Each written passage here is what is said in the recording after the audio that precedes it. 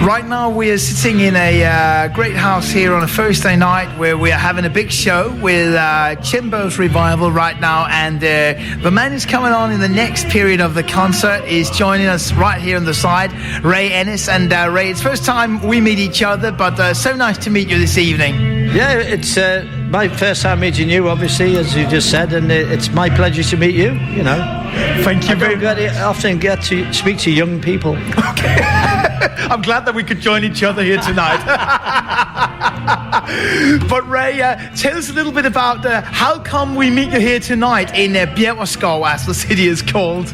Well, I'm glad you said it, because I couldn't say that. You know. Well, I thought. I think I'd better go with that one. No, what happened was, Chimbo's Revival, the band that's on now at the moment, I've known him for many, many years. And when we've toured, as the Swinging Blue Jeans, we toured Denmark from 1964 almost every year. And in 1970, I decided to wind things down and take it easy, you know, before I killed myself. And then I said to Chimbo, because we get in touch with each other quite regularly, you know, and I said to him, I'll tell you what, why don't we just get together and I'll do a few dates with you, and this is what this is all about now. We're doing 4 dates over here in Denmark, and for me it's something new, you know, playing with a different band, basically, you know, even though I know the lads, you know, I've never worked with them before, and it's great fun. Well, I hope it's going to be great fun. I haven't done it yet. No. I'll let you know in an hour. Thank you. But how did you actually meet Chimbo? Was that in England you met him for the first time? Well, no, when he started following us round when we were touring here, he was only, I think he was about 15. Okay. Nowadays that wouldn't be allowed, you know, because we'd be accused of being paedophiles and things, you know. But he started following the band round because he liked the music, and every time we came to Denmark, Chimbo would appear. I don't think he ever went to school. He was always following us round, you know. Did you let him in backstage? Oh yeah, we let him backstage, and we got to become good friends and everything, you know. So it's sort of gone on like that for quite a while, and he decided at some point in his life he was going to form a band, which he has done, and he used a lot of our material that we used on stage, which, you know, we didn't mind. It was fine, you know, and he's been quite successful in Denmark for quite a number of years now, so I'm really pleased for him, you know. And actually, Ray, you said you packed up things with the Swinging Blue Jeans in about 1970. What happened then during the next years? Did you form your own band, or how did it all go on? Well, it's quite a complicated situation. The band I had at the time, I said to them, look, I'm going to, you know, not work as much now. I'm going to take a year off. Do you want to carry on doing it? And we were doing a tour in England, Fly Music tour, with the Trogs and a few other bands, and the lead guitarist said, no, you know, if you're not in the band, because I was the last original Swinging Blue Jean from the original band, you know. He said, no, we couldn't do it like that, you know. And unbeknown to me, while I was on the tour, he'd gone to this, I think it's something properties office, which I'd never heard of in my life, and registered the name in his name. He stole the name off me. Ooh. While we were still working, and I stopped, and he said, no, I can't do it. So I got in touch, a guy in Manchester called Mike Sweeney, who's like yourself. He's a radio, he works for the BBC in Manchester, and I've known Mike for years, but he's also a performer. And he said, you know, he wanted to keep the Swinging Blue Jeans going, and I said, well, as long as you know, you keep it as it is, you know, in the format and the music that we do, that's fine with me. and they started performing as the Swinging Blue Jeans. And all of a sudden they got a solicitor's letter from this guy I paid his wages every week for, to tell him that he owned the name. Oh, wow, what a story. Yeah, so when they asked me to fight it, so cut a long story short, but it's interesting. we went to court and I lost. Okay. After using the name for 50 years, singing all the hit records, these guys are suddenly trading on my name, and I lost the case. And I can't use the name the Swinging Blue Jeans. And what year was that when that court case actually came on? That was about 3 years ago. And how did you feel, shall we say, straight after that? Did you feel about packing it all up, not doing anything anymore? Or did you just say to yourself, I have to try to find my own way around this and get on with it? Well, that's exactly what we did. We tried to get around it, because I was devastated actually losing it, and these guys are going out pretending to be the Swinging Blue Jeans, and none of them are from the original band. They weren't on any of the hit records at all in any shape or form, and I can't use the name, So I go out now as Ray Ennis's Blue Jeans. I can't use the word swinging. So you put your own name in the beginning? So I just go Ray Ennis's Blue Jeans. And we work, no problem. And when you go around with this show, Ray, do you normally take musicians from England with you? That some of your friends that you normally take around, or how does it work over there? Yeah, well, I use Mike Sweeney, a guy called Dickon Hubbard, who was in the Mindbenders. Okay. Yeah.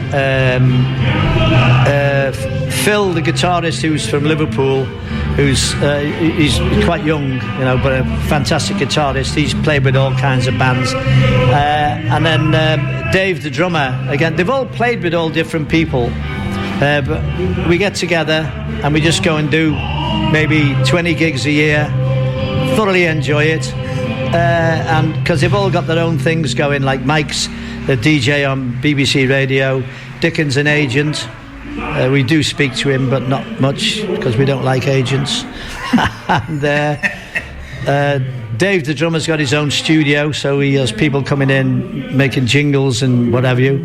And Phil is a guitar teacher and repairs guitars and does his own little thing on various nights, Yeah. So we just get together and just have a load of fun. And it's brilliant. I love it. It sounds brilliant. Like a bunch of lads that's very interested in music and just having a nice time. Well, that's what it's all about. And there's no pressure. No. We haven't got to prove anything. We just go out and enjoy ourselves, and it's superb. When you travel around, like going to Denmark, like day like today, do you also go abroad to other countries performing? Oh yeah. We still go to Sweden. We go to Germany. We go to the Middle East. Middle East? Abu Dhabi, Dubai. Okay. Oh, that's Bahrain. Wow. Yeah. New Year's Eve in Bahrain is frightening. Okay. Why? Tell us about that. Well, it's very funny because, like Saudi Arabia, there's no alcohol allowed. Yep. And they've now built this bridge from Saudi over to Bahrain, and all the Saudis come over and they drink themselves silly on New Year's Eve. Wow. Which they're not supposed to do. And then they rest up for the day and then go back. As though not been anywhere and nothing happened. And they've been paralytic for like 2 or 3 days. So that's all quite funny. I have to check Bahrain out. I've only been there on a stopover when I went to Bangkok. I've never been outside the airport, so I have to check that out. It's brilliant. It's a brilliant place. You'd love it. I would do that, yeah. And then how is it to be like in Abu Dhabi and Dubai? Because I was a bit surprised when you say the Middle East and your type of music. I didn't really socialise with that. Is that for all the English expats? Or? It's the expats that are the biggest part of any audience. The actual Arabs themselves are not. I don't know what music they're into. They're certainly not into rock and roll anyway. So without the expats, no, you wouldn't go there. But there's that many expats out there, especially people from Liverpool who the police are looking for. There's thousands of them out there. Oh, okay. In the Middle East? I thought they went far away, more over to the Far East. No, Scousers will go anywhere. But that's brilliant. And how come actually you got in contact with the Middle East that you can go over there now and perform sometimes? Well, it's all through agents, and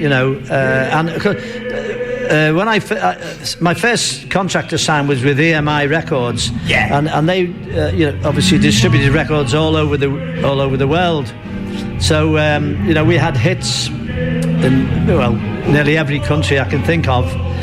So of course you get invited to go there, and it's all done through agents, Okay, That's why I don't like agents, because they make more money than we do. Yeah, that's the thing. But Ray, when we talk about the music, what do you else? I mean, you have like 20 gigs you talk about there in England, and now you come over here. And what otherwise do you do in your spare time when you're at home? What interests do you take to?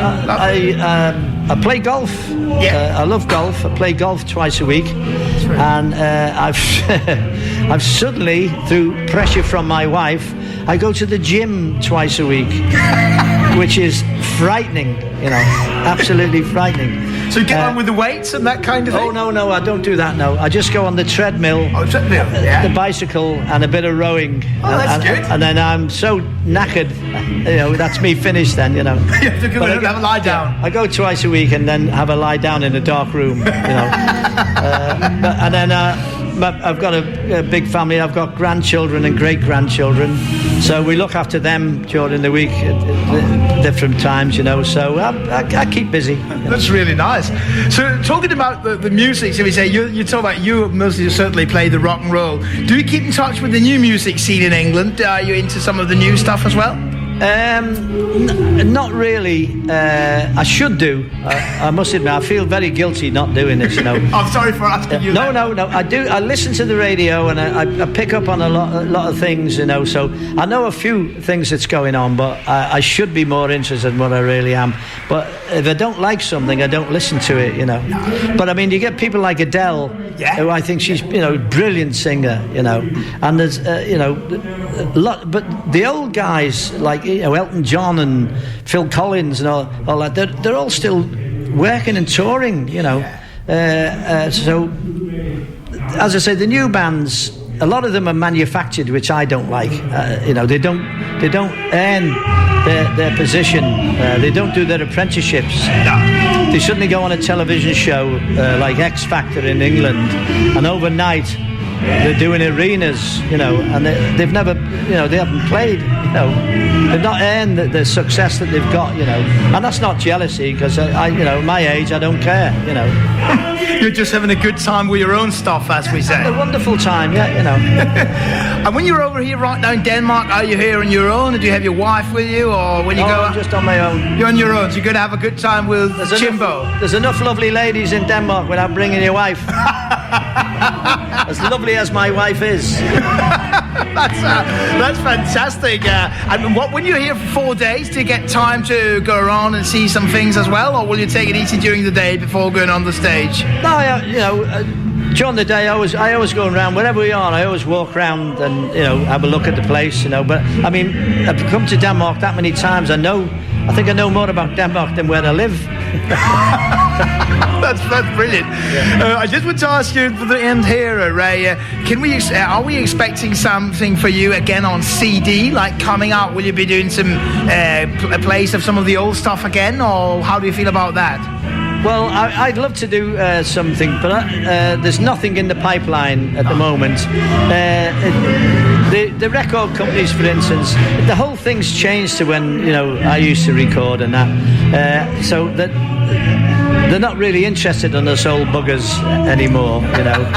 So you'd have to do it yourself, and it's all this. What is it? Downloading and streaming and all this. And it takes me all my time to use a mobile phone. Never mind do all that. So it'd be a bit of a thing if you go to the laptop and do all the editing yourself. Yeah. I can send an email. That's good. So I'm really up to date. And talking about the computer, are there any places where people can read more about you? Do you have any people helping you out on a Facebook fan page or anything like that? No. we have. We're starting up now with this new band and with him, the lads I've mentioned from Manchester and England. They're going to start a web page to keep everybody up to date, and then people can ask questions and whatever. Brilliant. That's as near as we'll get to being up to date. And Ray, we'll keep the listeners posted, because I'll check it out, and we'll keep them posted when it's up and running, so people can go and look at it. Well, that'd be great. That'd be superb. And Ray, I want to say thank you ever so much for taking the time to talk to us tonight. It's been absolutely brilliant to meet you, and all the best of luck with all your good music here. Well, Rob, thank you for asking me.